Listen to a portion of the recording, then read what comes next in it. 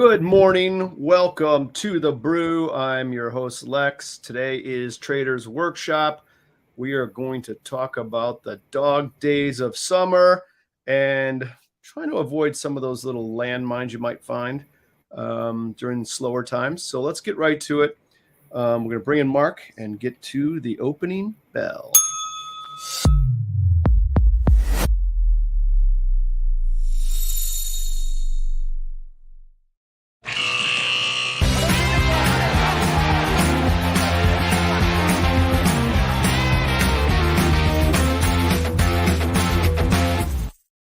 Hola, Mark. How are you, my friend? Good morning. Good afternoon. Happy trading. Yes. Happy Good, trading. I know it's, are you doing something with Jason? Are you hiding him somewhere in a closet? What's going on here? I can't, no communication with the lad. Yeah, we're reaching that point where we might have to send someone in. Right? A little wellness check? Yeah. Good. I'm sure he's busy. I'm sure he's got something up his sleeve, Volland. He's deep in the weeds of Volland right now. I'm sure he is. Good to see you as always. Had a question this week, even though it's only 2 days long. Well, I shouldn't say that. It's really 3 days long or 4 days long. Had a question about trading in the summer. And I think the point of the question is, it gets a little slow. There might be less liquidity out there. Markets might widen up a little bit. Not as many people paying attention. Any nice little anecdotes that you have from your past trading days relative to the dog days of summer and trading, for that matter? It's wild to me that you're saying it's the dog days of summer, because I look at the calendar and it's September. It's we're fully into the month of September, and it feels like August. It feels we saw much more activity in the markets in the early weeks of August than we do today. Yeah, no, that's a good point. So I think I remember that during the day, the Labor Day, that Labor Day Monday, obviously we're off from the markets, right? Markets are closed. That sort of signified the last part of the year, and typically that first part of the last part of the year was always pretty busy. People kind of shoring things up, and clearly once you get to Thanksgiving and the holidays beyond, things really start shutting down a little bit. But you're right. I think August was a record month for us, and I know OCC volume was very good, which is atypical. It doesn't really seem like much was happening either, other than the fact people are just trading. I don't know I can't put my finger on it. I don't know why. I don't know if you have any thoughts on that. Yeah, I mean, there was just activity going on. It's, Jackson Hole was obviously like a big catalyst for a lot of that month and what the central bankers were going to say, but there definitely just seemed like a lot more volume. There was a lot more. I actually think the OCC numbers for August were about on par with the year-to-date average. Okay. Which is pretty good for the month of August. Right. That's an average month. You usually see that at the bottom of the barrel. Yeah, I agree. So did you struggle in your trading days with the month of August and trying to, I guess where I'm going here is, did you ever try to force things? Yeah, I always found myself, okay, I know I'm going to sit here and rot away. I don't want to be long too much premium. Maybe I forced selling things that were too cheap, got myself in trouble there. Did you have any of that sort of temptation back in the day?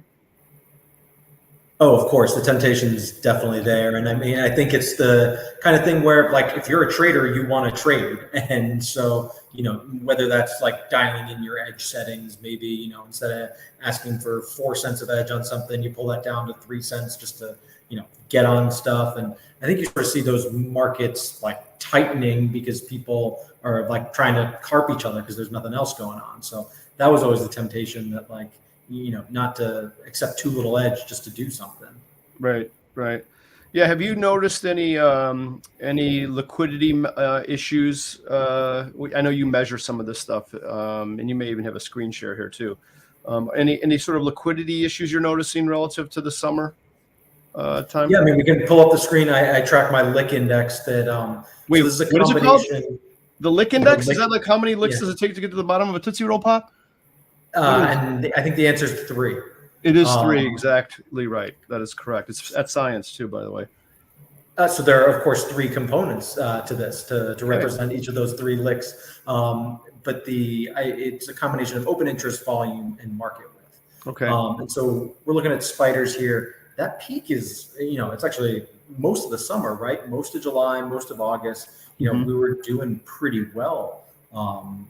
And if you'll see, the component that really drives it the most is the market width. Is that like darkest green bar? Okay. The markets were much tighter earlier in the summer. People were getting involved trading. Now they seem to have thinned out quite a bit. I mean, when I have SPY here, SPY's still 2 pennies wide in almost all cases, right? This is really, still a grade A liquidity, but the lit markets are just pulling off a little bit, is what this is saying to me. Okay. Might get priced inside and whatnot. There's definitely price improvement out there still, but sure. The window dressing has widened out. Okay. Tell me what the bars mean. I'm having trouble seeing it on my screen because I've got this little screen in front of me. But what are the colors of the bars? I see there's a dark green color, and it's the top in the legend. It's the top one, I believe. What does that represent? Yeah. So that darkest green, the bottom one, is the implied vol width of the at the money options. So very specifically, it's looking between 35 and 65 delta and options less than 30 days to expiration. Okay. So typically where most of the volume transacts. And so that takes the implied vol width of the market, meaning if the put is 14.5 implied vol bid and the offer is 15 implied vol bid, that would be 0.5% width. Okay. Got it. We use those terms because it normalizes across all, stock pricing. Yep. Yeah. So then, now, how does that behave with little bitty priced options? Is there kind of a what's the word I'm looking for? One of the things, if you look at market width and you just subtract everything out, if you have a penny wide market and it's a penny at 5 cents, that's a hugely wide market relative to the size of the market. So you're saying the way you do it, it normalizes that sort of outlier out. Is that correct? Right. And so then you can also translate between, 20 cents wide in a $50 stock is way different than 20 cents wide in the SPOOs. Makes sense. Yeah. Oh, that's a nice way to do it. I like it. Okay. So and you said that's the darkest green component here, right? That's the darkest green component. And in some ways, SPY has like an upper cap because when SPY is really trading actively, those markets can only get a penny wide. SPX can sometimes do better, for example, in the most liquid because they can get tighter in implied vol terms, just relative to the tick decrements. Okay. That makes sense. Okay. What is so I'm looking at the legend. I'm starting at the top and going down. So the middle one, which is a lighter green, not the lightest, but I don't think. So is that vol? I can't read it. Was it vol calc? Yeah. So I have the implied vol width and then the volume. So the volume is how much volume is it doing relative to historical averages. So it's sort of a self-referential number. That's not a significant component in a name like SPY or any of the major indices because they're pretty steady in terms of how much volume they're doing. Right. Where you really see that pop and where that is a good indicator is like a hot new issue that all of a sudden, explodes in activity. Or you'll see that pop around earnings and individual names and stuff like that. Okay. Got it. And then the last component, again, similar in the indices, not going to change that much, but the open interest component. I got you. So how much open interest is turning over? How many series are opening relative to series closing, et cetera? Right. So what's the most important to you, or are they all equally important? Is there one of those three metrics? And again, I get a lot of questions on volume and open interest. Not so much on how you compute it with volatility with, although I like that. But what's the most important if there is one? I think it really depends what you're using it for. Like there are definitely a lot of like overall tracking kind of how the aggregate changes is interesting to like get in and out of markets, right? If you see really choppy liquidity, it might be great getting into the trade, but it's tough to get out of the trade. So that I look at from an overall perspective.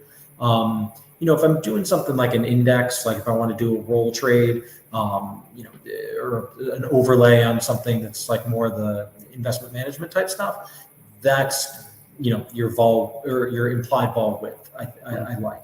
I'll compare SPY to XSP or SPX or something like that. How tight are those spreads? To identify interesting names to trade on the day, I look at the volume component. So where's big activity changing? So especially for finding sort of more short-term opportunistic trades, when big volume happens, that tends to push curves out of line or directionally, and so that those tend to be good, 1 week, 2 week, 3 week trade opportunity type things. Sure. Okay. And you might have said that just now. What's the orange line? Sorry, you might have even just mentioned it. That's just a smooth 10-day average. Oh, gotcha. Okay, great. Yeah, this is nice. And then on the x-axis there, that's the time of year, I think, right? Those are the dates. Yep. So we've just got the last 3 months here. Got it. Awesome. And you can do this on any stock, or you just typically look at these metrics for spiders and some of the more macro indices? So the ones I track it for are the top 250 names by volume. Okay. And, it's pretty just from a relative numbers perspective, I think, you can see in the summer, SPY was in like the 700s, now we're closer to like a 300 reading for SPY. So that's a pretty big drop for them. Apple will typically read in the 100s. It goes really quickly off after that. So even name 200, 250, you're getting readings in the single digits, 20s, 30s. Right. So as far as measuring true liquidity, this definitely focuses on the most actively traded names, because that's where all the volume is, Yeah. I never would think that, guys like you and me from our trading days would be looking for really tight markets to trade in the retail / investing world, because that was sort of the exact opposite of how I behaved on the trading floor, right? I wanted nice wide markets, not truck size, although I'd take them as long as there's enough volume. But man, what a difference. Yeah. Oh no, that was exactly what we would always look for. Was you wanted that biotech that no one had any idea what was going on, but everyone wanted to trade. Right. So you had two-way paper dinging your bids and offers. Right. All right, I'm going to put you on the spot. You ready? Yeah, hit me. All right, I'm going to hit you. So I had a question the other day. I didn't have a great answer. I'm hoping you have one. So here's the question I got. What do you hate about options? Options trading, I should say, not necessarily the product itself, but about options trading, however you want to go with it. What do you hate about it? Is there something you hate about options? I looked at the person, I'm like, you got me there. I don't know. I can't think of anything. Early exercise. I would trade European options if I could. Okay. Now we're getting somewhere. So early exercise. Tell us about early exercise. This is good for some of the more beginner folks. So what do you mean by that? I know what you mean, but I want you to explain it so that people understand it. I think a practical example might be if you put on, like I'm a big fan, as we all know, of like a broken wing butterfly. You put on something like that and the spread goes your way and you're in the money on your put, say, and all of a sudden you get punched on something. Or it could happen with calls too, right? Like if you have a spread and it goes in the money and it's advantageous for someone to punch calls because of a dividend maybe, or they want to punch puts because all more frequently interest costs are material now. So getting punched and assigned on like a component of your spread, it's so annoying. It's so annoying. I didn't think about that one. That's good. Yeah, and I agree with you 100%. That is so true. So if we could eliminate the early exercise, we'd be happier, right? And what they've done is they've done that in something called the SPX, right? Because that's European. And the next thing, now that you brought it up, and you can always trade out of it if you want to close the position. Just trade out of it. That's fine. That's right. I think I agree with you though. I like your answer about the early exercise, because sometimes I got hit on those things at the most inopportune times, I'd say. Let's put it that way. Yeah, that's a good one. But going back to the SPX though, cash settled. So that's the next component. Maybe, part B of the question, what do you hate about options? Everything isn't cash settled. I kind of like Delivery, that, yeah. because guess what? If I get assigned, it just turns into cash and I don't have to worry about getting out of the stock or the underline. Kind of love that. I tend to agree with you. For the most part, I agree with you. I think it'd be far simpler, and from a brokerage perspective, right, to deal with customers getting assigned on something, they don't have cash in their account, now they're borrowing money, it's like a situation, or it can be. I think where I see people like taking delivery would be for the wheel strategy. Yeah. So and the if you're wheel running strategy it's with the short put, cash secured put. So go ahead. Exactly. So you initiate it with the cash secured put, and you typically do it in a stock that you want to own anyway. That's right. And I know that's not the perfect, framework for thinking about, selling puts, but I think it's a reasonable one for a lot of reasons too. Anyway, you start with the cash secured put, sell the put. If you get assigned on it, now you own the stock and you start writing calls against it. Mm-hmm. You get assigned on the calls, you sold your stock, start the wheel all over again and sell your put.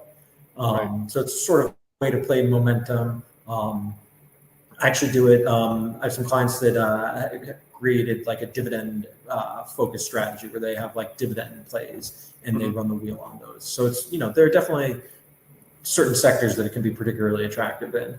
But yeah, taking delivery on that stock, right? If you like the stock rather than a cash settlement on your short put, the stock pops over the weekend.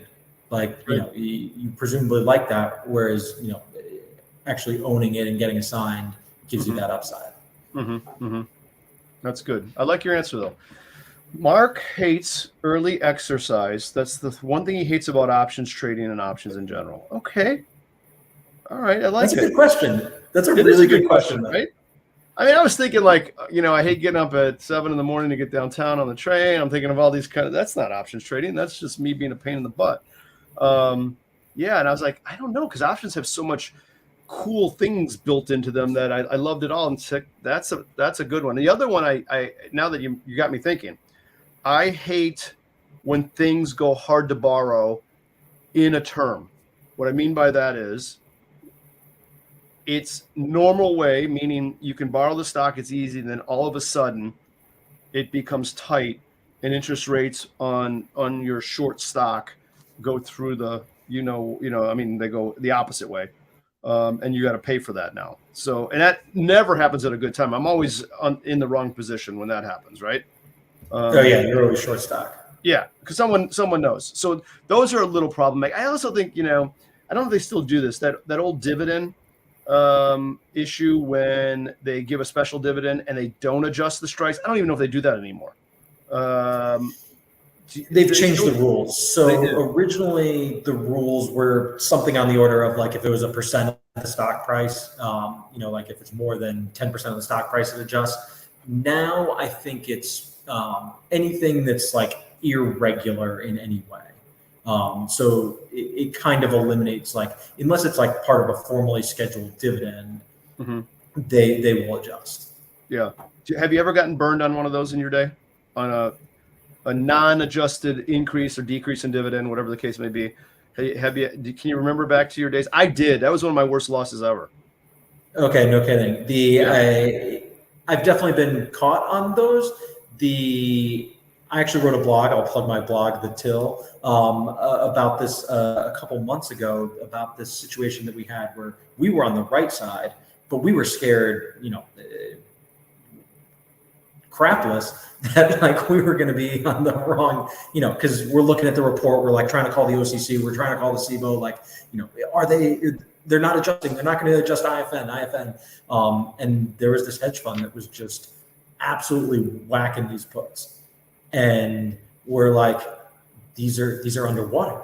These are definitely underwater. Wow. But of course you're freaking out, and you can't have too much risk across the firm all in one bet. But we ended up making $2-3 a contract on how underwater they were. Really? Wow. You wish you took down the whole side, but it actually ended up bankrupting the fund eventually. Is that right? Yeah. Yeah. Yeah, usually they know more than we, the market makers, do. At least in the older days. Maybe it's not that case anymore because there's only about 7 market makers left. It seems like. But yeah, we had a similar situation. We were the specialists or the DPM, and they Yep. just kept giving me the reversal.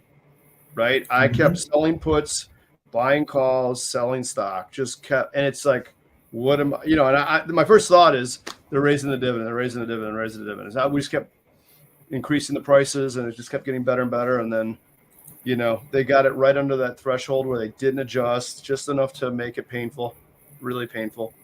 And that was that. I'm like, and then I start, you're doing these trades, and I'm like wising up. I'm like, okay, I'm gonna start putting it on the conversion side, meaning buying puts, selling calls, buying stock at horrible prices just to try to hedge some of this down, right? Trying to get anything on the board. It was just that's the part I struggled with back in the day. So there's always someone who knew more and had information than it seemed like we did. I don't know.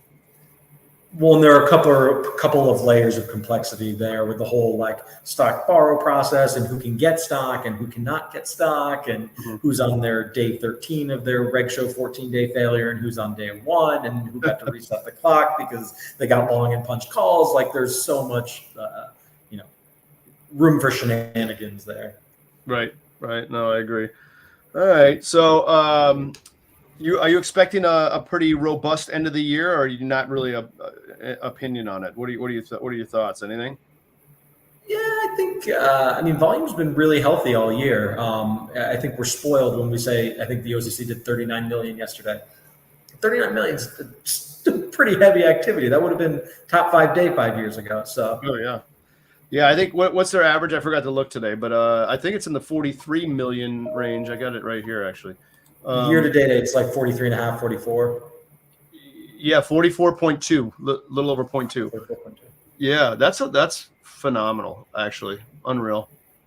I think we're gonna see 50. Maybe not this year, but I think in the near future we're gonna see 50 on average a day. I think we're heading that way. Hey, with all these zero DTEs, I'm sorry I had to say it.